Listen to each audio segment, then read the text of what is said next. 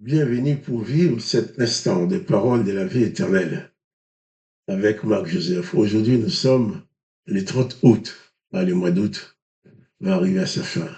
Le 30 août 2025.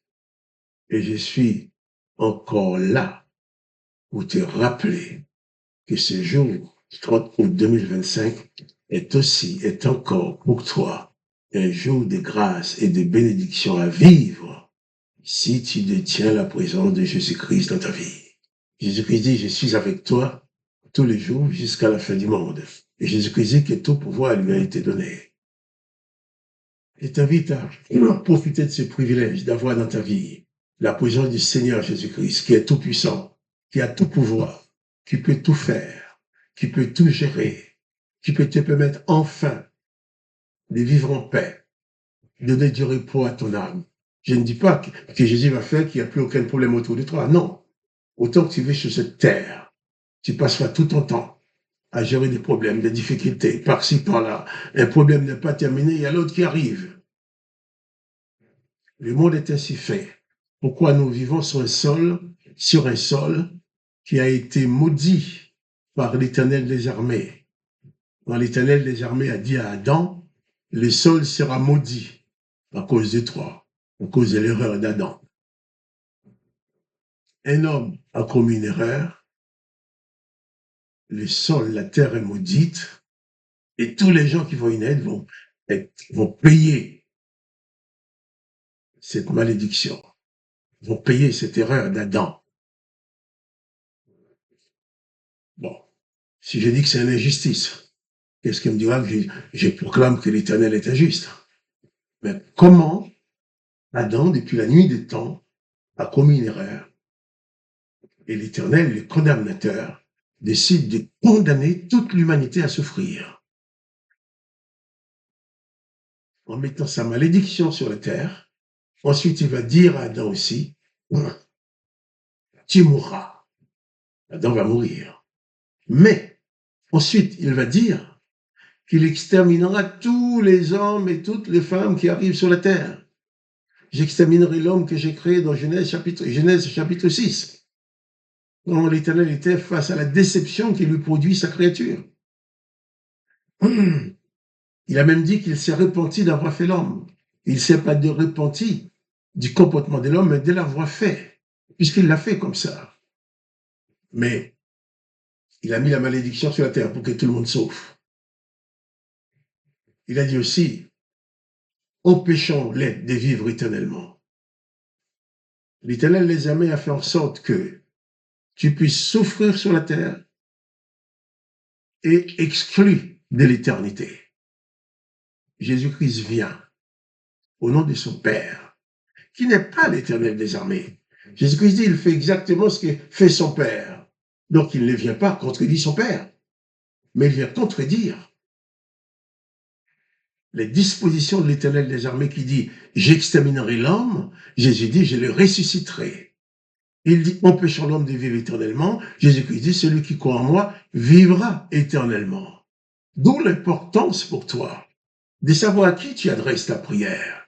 J'entends des pasteurs qui disent, si quelqu'un leur fait du mal, ils vont prononcer la malédiction, la personne sera maudite. Oui, ce sont des serviteurs de l'Éternel, mais ils ne sont pas serviteurs de Jésus-Christ.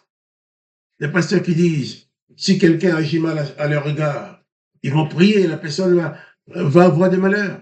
Oui, ils ont raison de faire ça parce qu'ils sont des serviteurs de l'Éternel. Mais s'ils sont serviteurs de Jésus-Christ, ils n'ont pas raison de le faire. Puisque Jésus-Christ interdit, je dis bien, Jésus-Christ a formellement interdit à tous ceux qui veulent le suivre de prononcer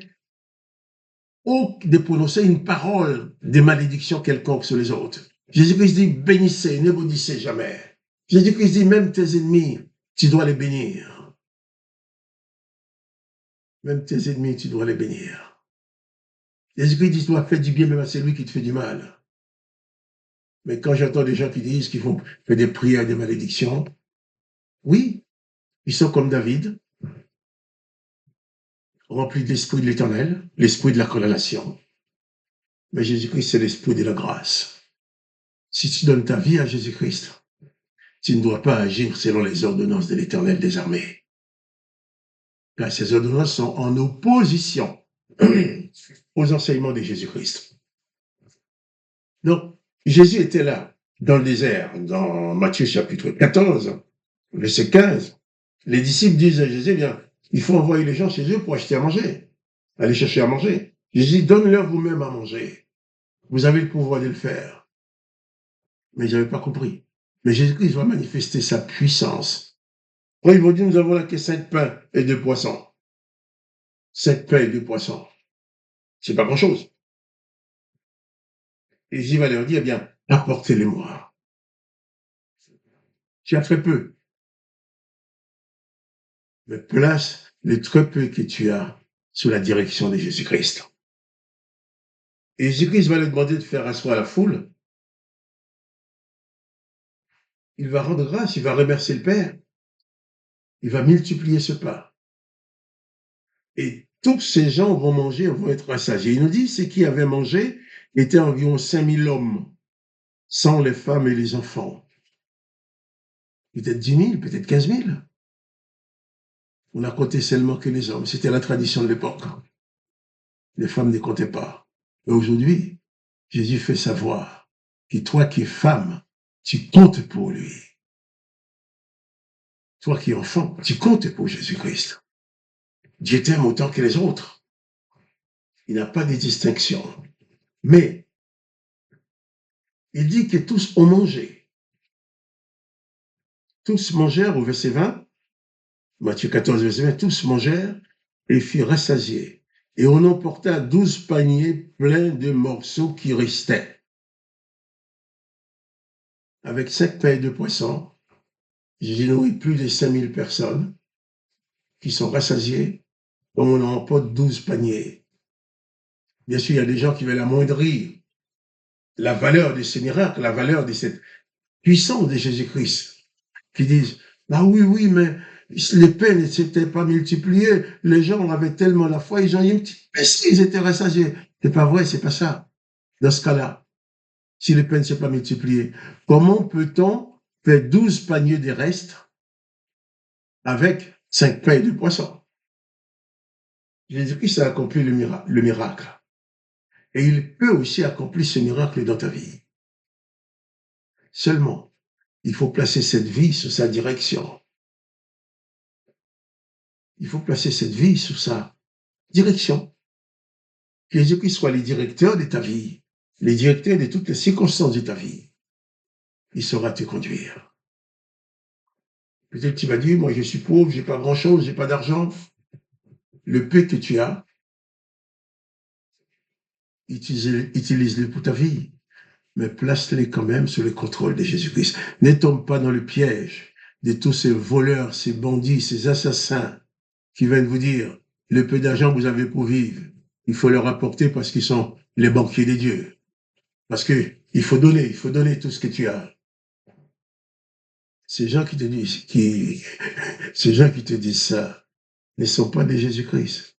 Ce sont les gens qui prêchent pour leur ventre, pour s'enrichir eux-mêmes. À la fin, ils vont être très riches. Plus ils vont s'enrichir, plus tu vas t'appauvrir. Parce qu'ils ne veulent pas travailler. Toi, tu vas travailler. Ils n'ont pas besoin de travailler. Il y a 2, 3, 4, 5 ou 200, 300 ou 1000 personnes qui travaillent pour eux. Ils vont raqueter leur argent, apporter votre argent, apporter. Ils vont être riches, avoir belle maison, belle voiture, même des avions.